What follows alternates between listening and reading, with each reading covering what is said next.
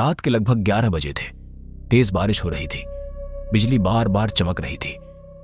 अमन अपनी बाइक से गांव लौट रहा था। तभी उसकी बाइक अचानक बंद हो गई। यह अभी बंद होना था क्या? अमन गुस्से में बोला। उसने इधर उधर देखा। दूर जंगल के बीच एक पुरानी हवेली दिखाई दी।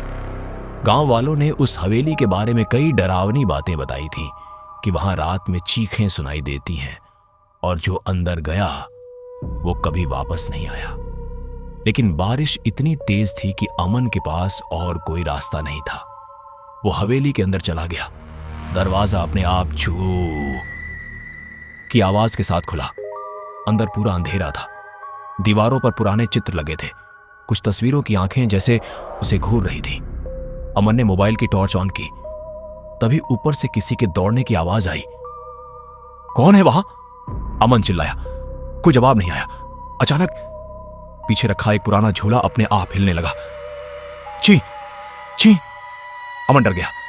तभी उसे एक छोटी लड़की दिखाई दी, सफेद कपड़ों में, लंबे बाल, चेहरा नीचे झुका हुआ। तुम कौन हो? अमन ने कांपती आवाज में पूछा। लड़की धीरे धीरे उसकी तरफ बढ़ने लगी।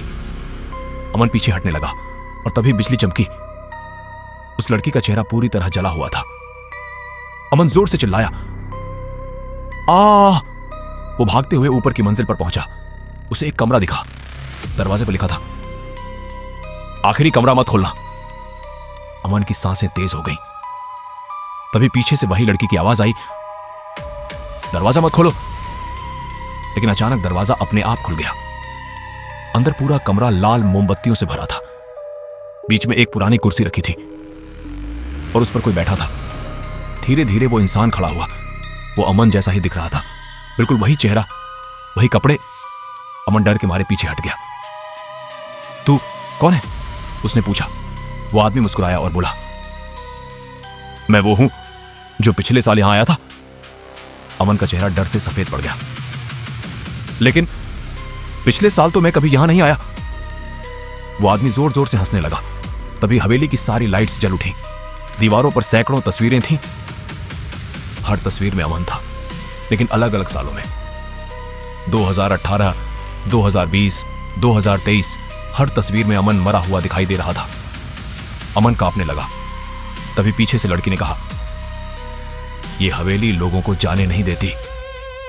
अचानक दरवाजा बंद हो गया। कमरे में जोर जोर से फुसफुसाहट होने लगी। अब तुम्हारी बारी है। अमन दरवाजा पीटने लगा। मुझे बाहर जाने दो। लेकिन तभी उस नकली अमन ने उसका हाथ पकड़ लिया। उसका चेहरा धीरे धीरे डरावने राक्षस में बदलने लगा।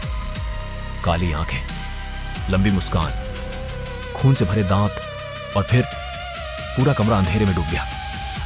अगली सुबह गांव वाले हवेली के पास पहुंचे। अमन की बाइक बाहर खड़ी थी, लेकिन अमन कहीं नहीं मिला।